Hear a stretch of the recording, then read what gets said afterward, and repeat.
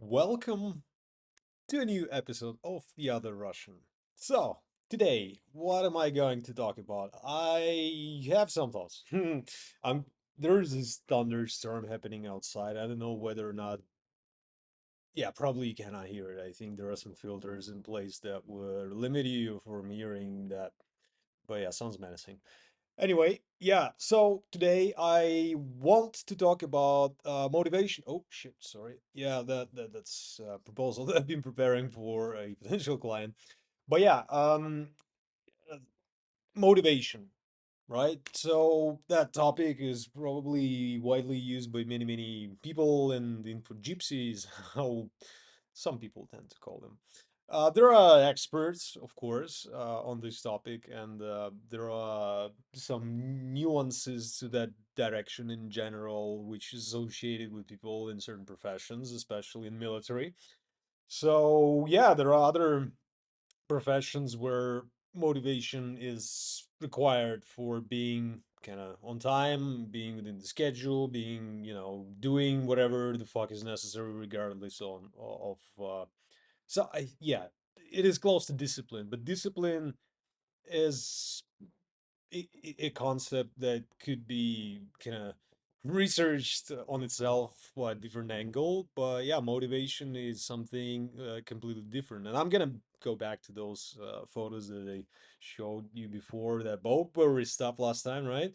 But yeah, just a bit of step back here to talk on that topic and why I've decided to talk about it today. So, you do know from previous episodes that I'm working on a, how to properly call it, social project, social nonprofit project, which is called Stree Shakti, on dedicated to improving menstrual health of women in India.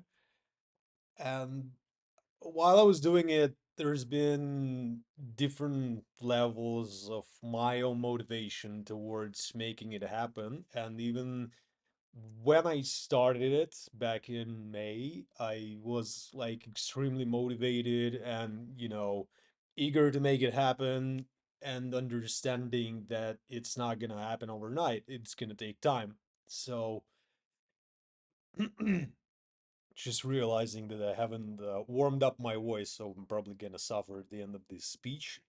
But yeah, anyway, let's continue the conversation here. Probably not a conversation, more of a monologue, but anyway.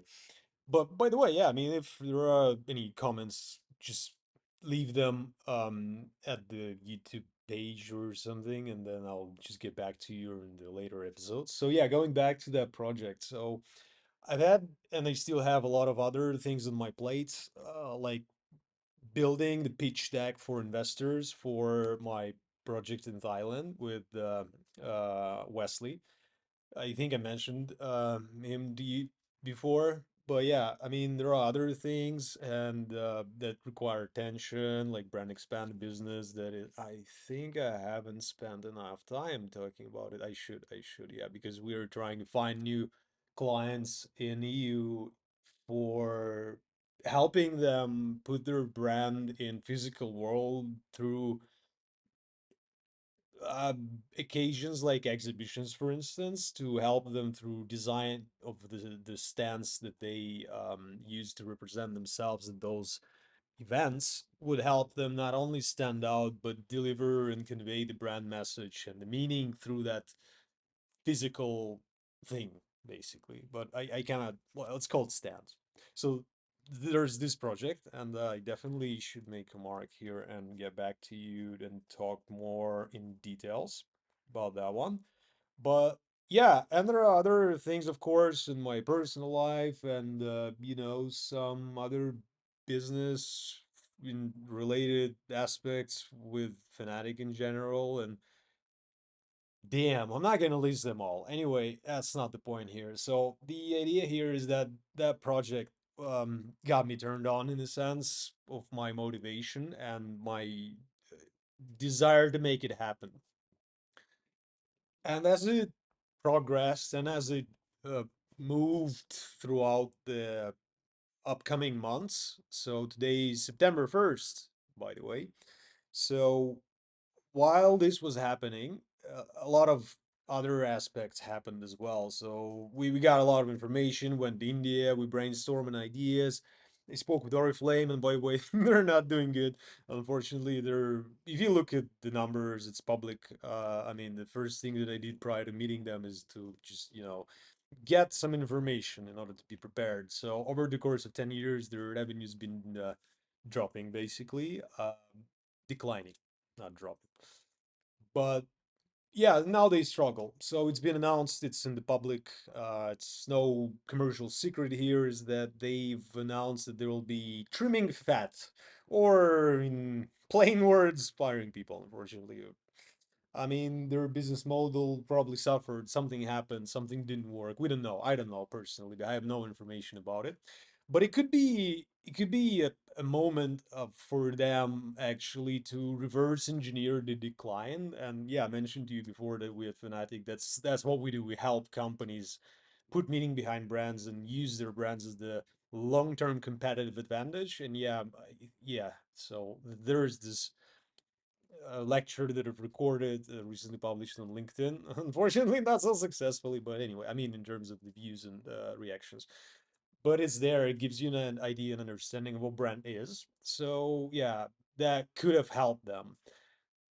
The reason I talk about is just again going backwards and thinking and reflecting of what happened. So I met with NGOs, with people from different NGOs. So I met with Oriflame, and then now I'm meeting with the people who are involved in a structure called Femtech.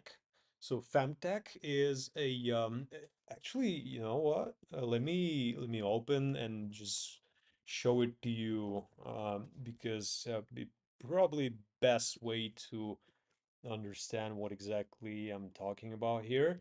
So yeah, let me transition here. Yeah, there we go. So this is their website, okay? India's leading platform for innovation, collaboration, community building, and women's health tech. So I was like, okay, that's interesting. I mean, you are the ones who could be a game changer in terms of potential synergy for the project that we do. So I mean, you can see that there are a lot of startups, founders, market size quite significant. I don't know, probably rupees, but 2.4 billion rupees is still shitload of money.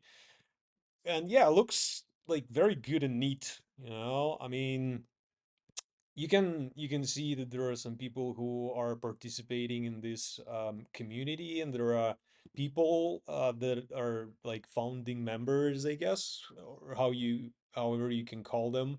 So yeah, Jayant, co-founder of Femtech India, definitely should connect with him. But yeah, I've connected with Navneet, if I pronounce her name correctly, to discuss our project earlier today, and it sounds promising, but yeah, I don't want to jinx it talking about agnosticism, right? But yeah, those are some other people that are there and supporting. These people are like extremely interesting. I mean, I've checked them out. I went to see their profiles on LinkedIn, and they are involved in some serious types of projects and uh, businesses, I guess. So there's one in particular which I'm trying to find here, and there are a lot of them. Probably, yeah, I think Mark has it on his page. Yeah, that's the one. I've just checked it out because we've uh, discussed the project earlier. So we have a weekly call to discuss the details of oh, not many people Tel Aviv. Oh, interesting. So yeah, I'm gonna send it to a friend of mine. But yeah, what I'm saying here is that let's take a note. Send. So why is it interesting is that this is a company that is dedicated to solve a very actually commonly spread disease, which is typically underdiagnosed or undiagnosed. And it ruins women's bodies, or as they say in one of those sex education podcasts I'm listening, vulva owners. So yeah, And yeah, so they are trying to put some research and then make it happen. But what I'm just saying here is that those people are at the advisory board. So this is what they do, all right? And it looks fucking good. Uh, but there are other things that are happening in terms of that organization. So the reason I brought it up is that uh, I spoke with Navid, Namneet, Namneet, yeah, and it seems that there can be a potential synergy, especially in terms of the G20 happening, because she is involved in the G20. I'm like, okay, you're a perfect person that I need to speak with.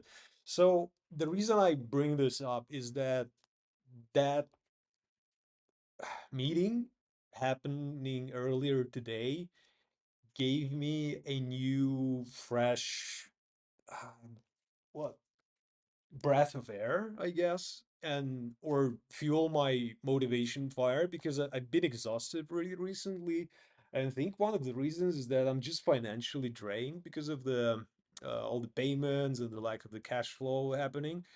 But other than that, it's just takes a toll on my emotional system. And I was driving this project and I can see that nobody except for me is able to do this. So I put it as kind of my flag and put it on the flag, right? So I think there is a phrase like this. So I voluntarily put it on my flag and started to just go there. And yeah, I mean, why it happened, why this meeting happened, it is solely because even though I felt those moments of frustration, those moments of kind of low energy, and I'm recording my feelings throughout the day, 3 times a day, typically on a daily basis, using that app, How We Feel. And I noticed a pattern. I mean, I'm not depressed, and there are 4 quadrants, so mainly in the low energy positive, but in some cases, high energy positive. And that high energy positive, I noticed that it happened today because I started the day with low energy positive, and I don't remember exactly which one was that, but I can, actually let me find it. Why the fuck not? So, How We Feel, right? And the interesting thing is that by doing these observations, yeah, so in the morning I was feeling peaceful, and after that meeting happened, I felt upbeat. Not only there was another meeting that was quite promising, but yeah, that sense of something, promising happening, that sense of kind of hope, and yeah, that when there's an intention and there's reality, and when they start to align at some point in time, so that is just the exact moment that gave me that immediate boost of motivation. And I'm probably, just lying to myself in some cases here, over kind of putting a lot of expectations on this or that topic.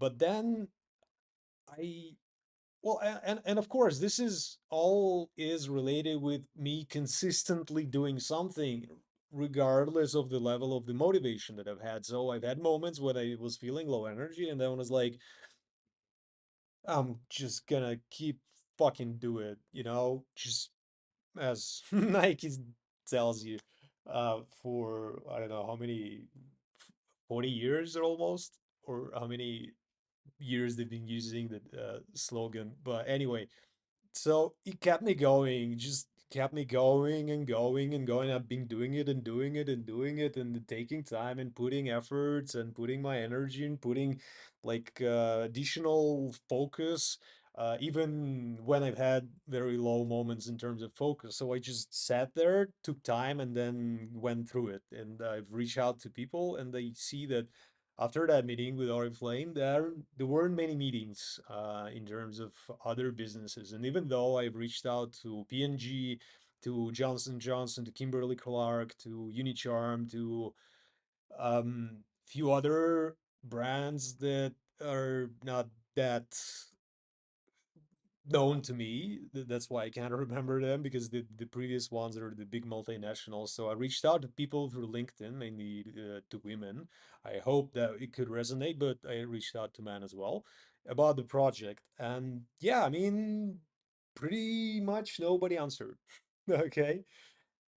And none did respond. So I was like, beautiful. It's just, there's this only one thread of hope, and I'm just gonna hold to it. I'm just gonna go for it and, try and convey my vision and uh, expand on my thoughts and ideas that I've had ever since May. And then and there, I felt that it resonated. Then and there, I felt that the person on the other end, and unfortunately, we weren't able to connect via a video call, video platform, because there's been a electricity shortage on her, and then she was connecting using mobile data.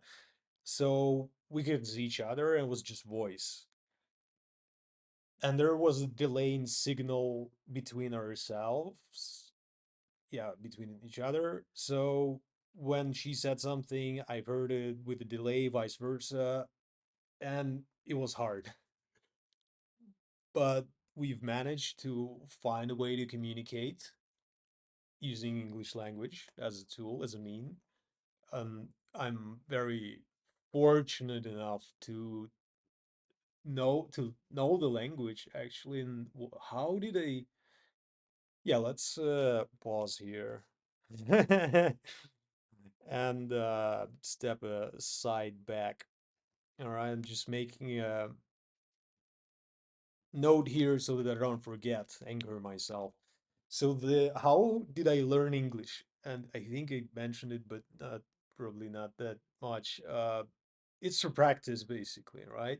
And there's been a lot of practice. So at some point in time, I think maybe 22 years ago, I've decided that I'm gonna watch movies in English. Because before, uh, in Russia, in 90s, there was this piracy widely spread, and you could have purchased a VHS cassette somewhere in the bazaar in the market and watch a pirated version of a movie where you would have hear English language of an actor, actress, and then you would hear with a delay the voiceover in Russian. Typically, it was just one voice, all right? And it felt in some cases the person was just translating on the go and recording it. Probably it was like this, but yeah. So there was one particular voice that is probably widely known to my generation of Russians, because he had this specific pronunciation, and I'm gonna give you an idea of how it sounded in Russian, just to give you a flavor of it. Итак, она подошла к двери, дверь распахнулась, оттуда вылезло чудовище. Well, of course, I mean, the phrase that I've just said makes no sense. But I'm just trying to remember like some lines, and I cannot. But yeah, let's forget it. Let's pretend it never happened. But anyway, so this familiar voice. And yeah, so I, that was how I started to learn the language, just listen it in English and then hearing the translation in Russian. All right. And over the course of years, at some point in time, decided I'm going to watch movies in English. So I purchased, first of all, of course, pirated versions of those cassettes. And then at some point in time, I found a licensed store, or kind of store where they officially sell like regional, uh, I don't know, original copies of intellectual property. And I remember I've had the well, for few of my first purchases were Lord of the Rings, Matrix, first one, and shit, there was something else, but I don't remember.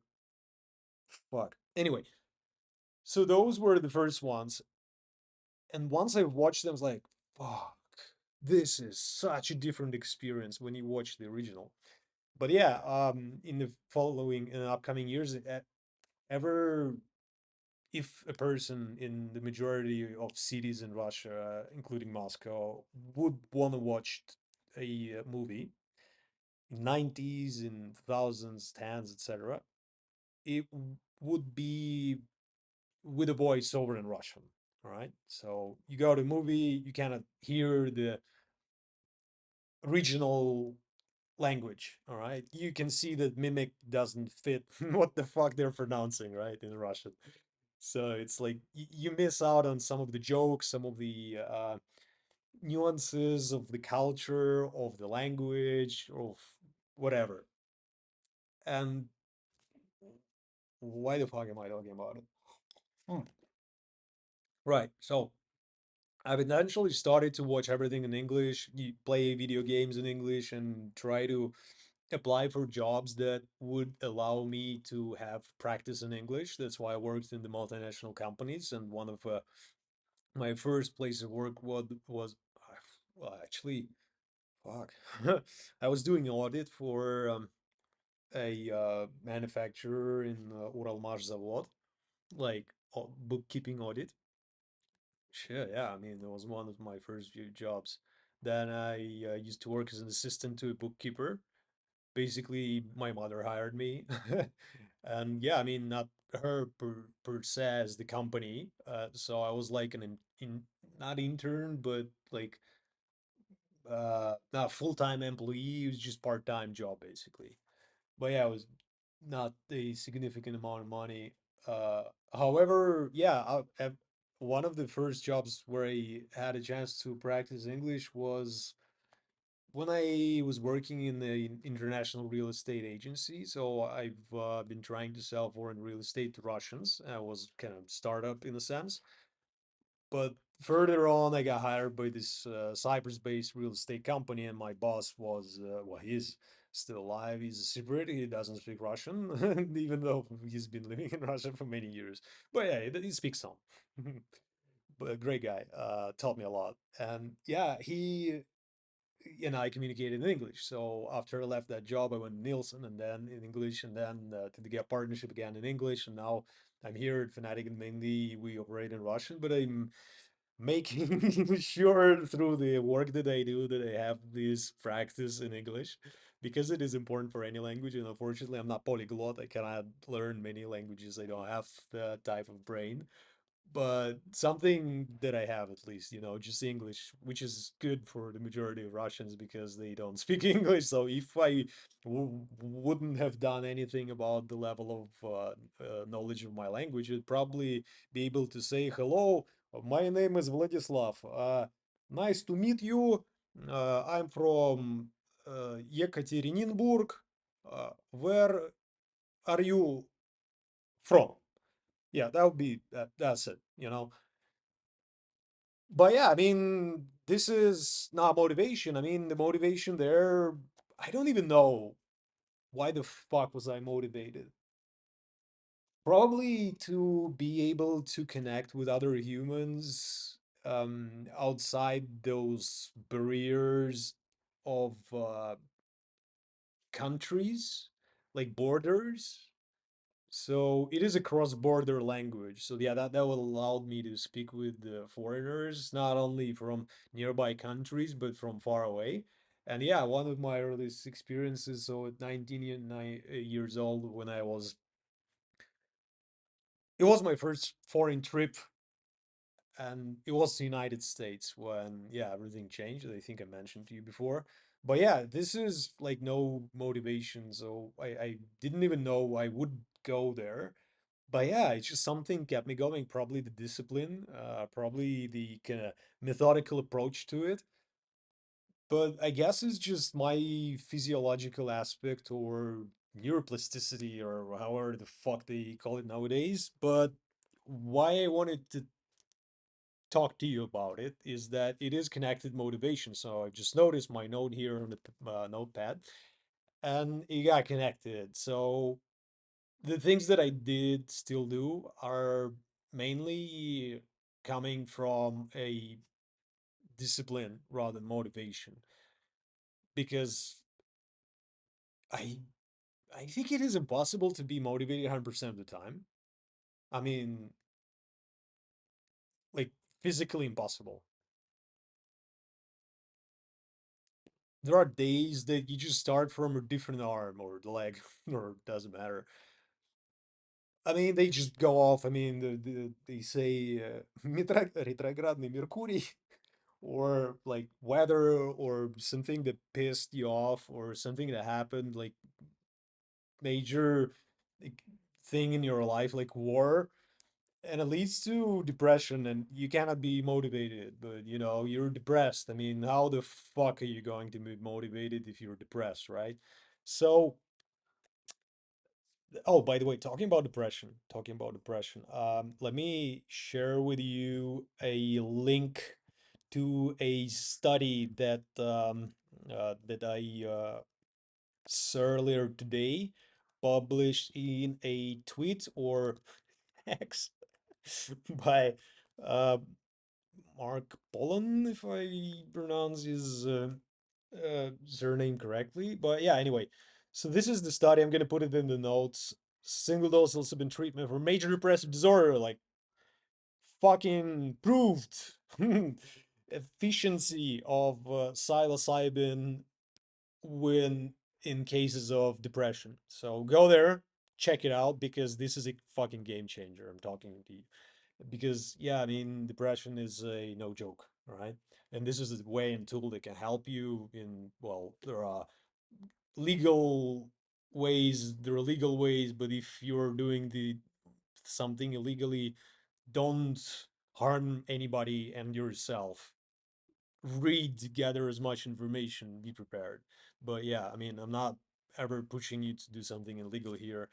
No, just know about this. It can help somebody. So talking about the motivation and the discipline and Namnit, is that I was systemically doing, finding time to get those kind of endorphin shots, I guess, or motivation shots, or I don't know how to call it properly here, actually.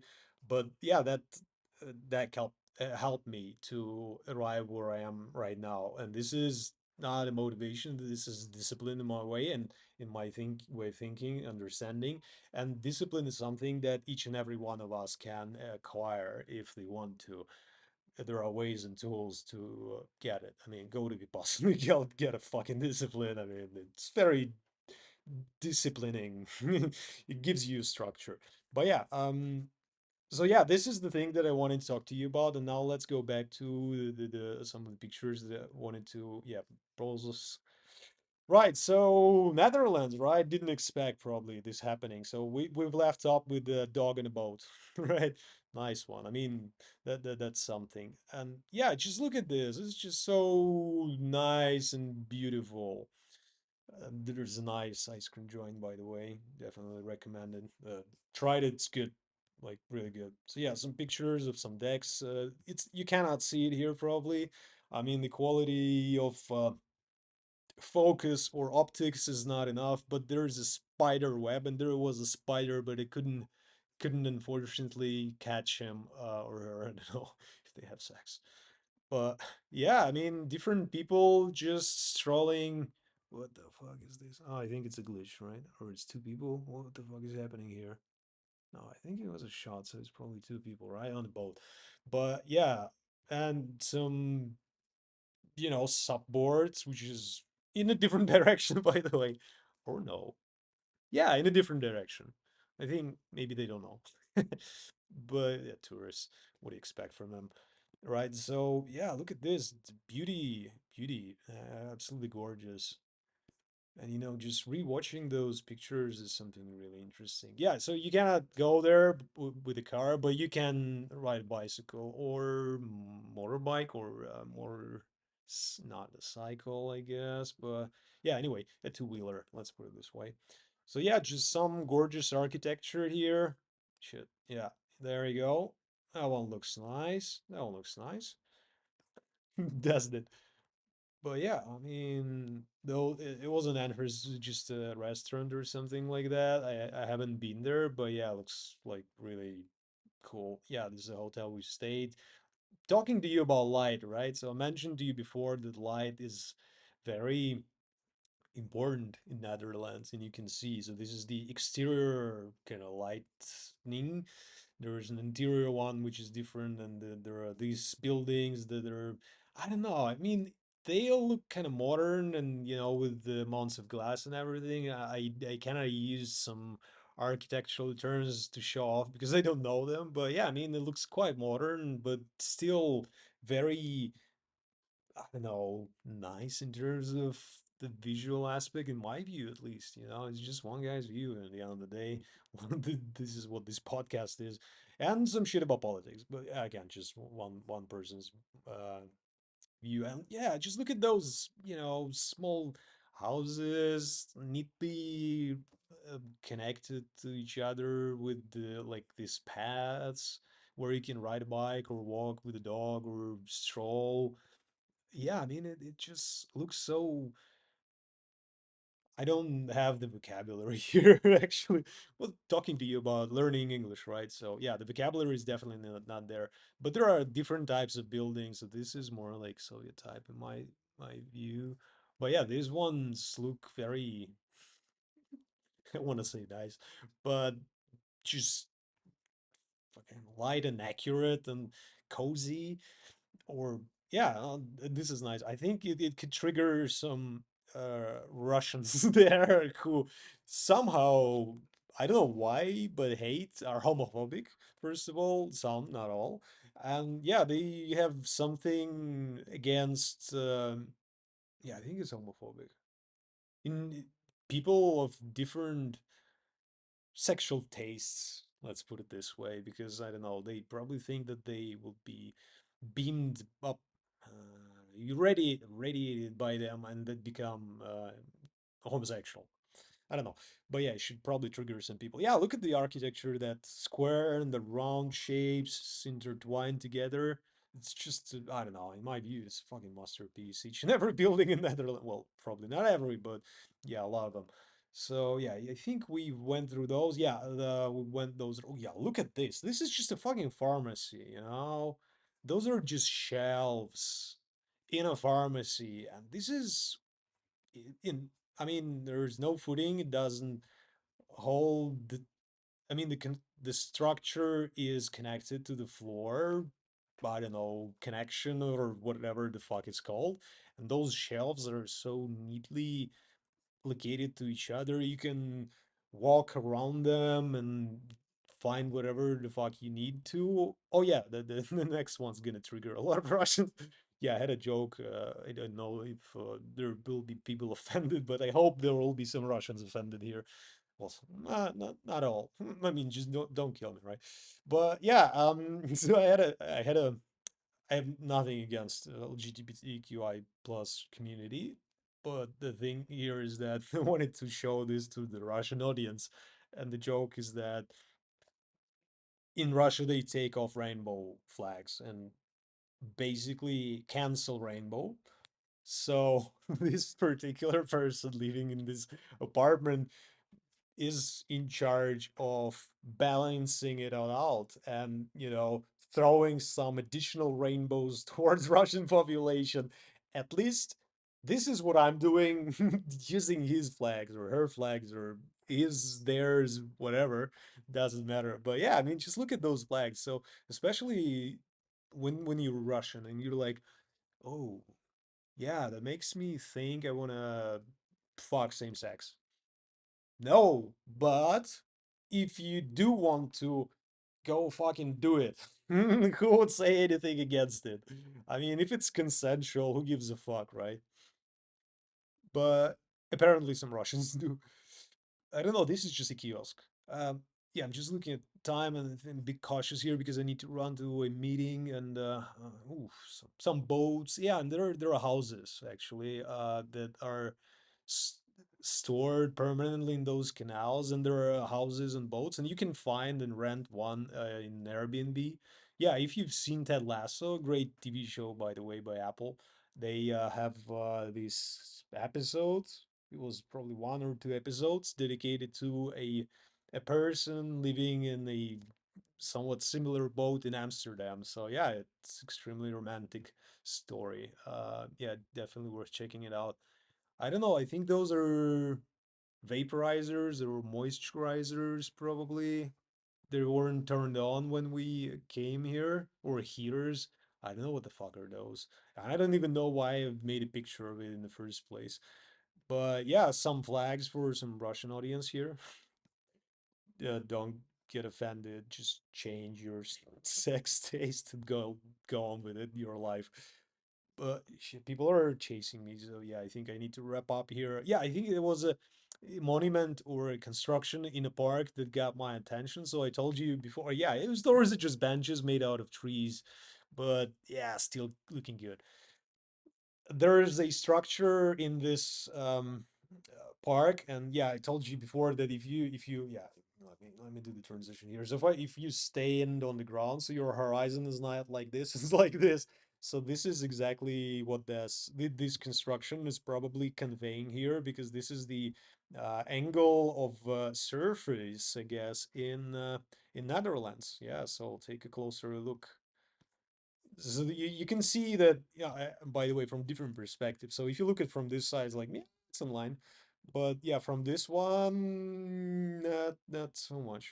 I mean, yeah, it's kind of, I don't know. It looks different under different angle, but not like parallel to the surface. It's under a different angle.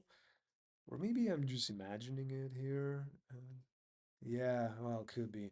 Anyway, so let's wrap up and go back to the topic. So motivation is all about discipline. It's all about choice. It's all about what each and every one of us decides to do or not to do, in spite of feeling like doing it. So yeah, if you want to achieve something or go somewhere, it is definitely required. And yesterday I went out to Banya, here in Vilnius. It's a nice place with some really interesting people from Belarus, from Lithuania, very, you know, important people who achieved something in their life. And in terms of uh, I don't know, at least the amount of money that they make, and the level of questions they can solve like this. So, for instance, there has been discussion around basketball play in Philippines. So, in Lithuania, basketball is like religion, basically, separate one. So you you look at this interest of people, and then they start a conversation that there's Lithuanian team playing with another team in uh Philippines, right? So to get from Philippines, actually from Vilnius to Manila, it would probably take you like 36 hours. Yeah, just to go for a match. And they've been discussing a game in like 2 days. So just in time, basically. And yeah, I mean, just imagine what you can do with that amount of money. Unfortunately, I was probably the poorest person in that company and swearing a lot. Shouldn't have, but yeah, I just swear a lot in Russian. Unfortunately, it's bad habit. I shouldn't be doing it. Unfortunately, I do it. But yeah, let's address it some other time. So why the fuck I was talking about them is that probably those people achieve something, and they are either doing or heading to do triathlons like Ironman or something like that, and I would probably never be able to do it. Not because I lack discipline, but because I'm not sure if I'm in that physical shape to do it. Although, no, that's fucking probably it's too much, and it's gonna cost me health and a lot of issues. I'm not gonna commit to that type of shit here and now. But yeah, what I was trying to say is that they have discipline, and that's why they're there, and I envy them in a good way. I mean, I admire and kind of have huge deal of respect for people who achieved a lot by themselves, because yeah, it requires a lot of effort, it requires a lot of discipline, it requires a lot of motivation. And I cannot say that I've achieved a lot in my life. There are some heights, I guess. There are some lows as well. but I'm not there, right? And I always felt like, yeah, I mean, I'm missing out. I mean, I'm losing the moment to become filthy fucking rich.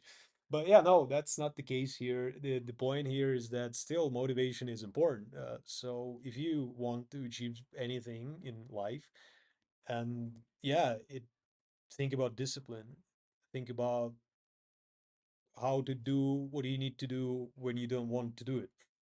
All right. But other than that, yeah, as usual, be whomever the fuck you want to be. And thank you for watching. I hope some of you enjoy.